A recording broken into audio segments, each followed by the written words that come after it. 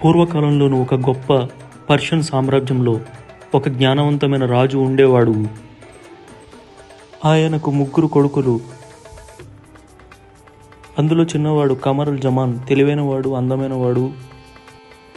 ఒకరోజు పండగ సమయంలో 3 విచిత్ర ఆవిష్కర్తలు రాజ్యసభకు వచ్చారు. వారు రాజుకి బహుమతులు ఇచ్చారు.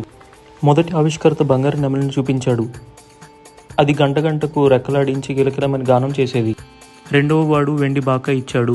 అది శత్రువు దగ్గరికి వస్తే గట్టిగా ధ్వనించేది. మూడో ఆవిష్కర్త ఒక మాయావి లాంటి వ్యక్తి. అది నల్లని కలపతో చేసిన గుర్రం. అది ఆకాశంలో ఎగిరే మాయావి గుర్రం.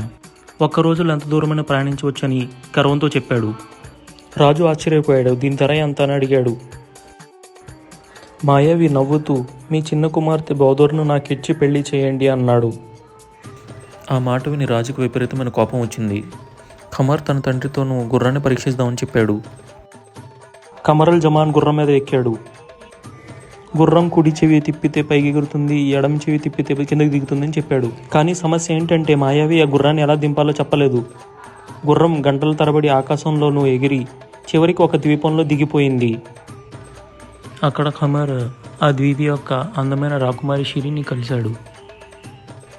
షిరిన్ కూడా ఖమర్ యొక్క ధైర్యం మరియు మంచితనం చూసి ఆకర్షితురాలైంది.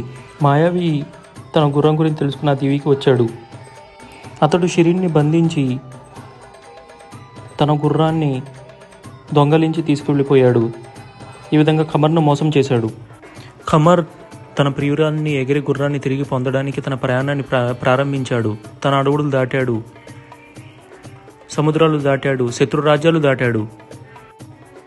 ఖమర్ ఒక సన్యాసి సహాయంతో మాయావి యొక్క రహస్య కోటను కనుగొన్నాడు. ఖమర్ తన తెలివి ధైర్యంతోనూ మాయావిని మోసం చేసి షిరిన్ని విడిపించి గుర్రాన్ని స్వాధీనం చేసుకుని తన రాజ్యానికి ఎగరాడు. రాజు తన కొడుకు ఖమర్ తిరిగి రావడాన్ని ఒక గొప్ప పండగగా రాజ్యంలోనే ఏర్పాటు చేశాడు. ఖమర్ షిరిన్ని వివాహం చేసుకున్నాడు. మాయావికి అతని దోషాలకు శిక్ష విధించబడింది. కల్పగుర్రం రాజు ఖజానాలో ఒక అద్భుత స్థానం పొందింది.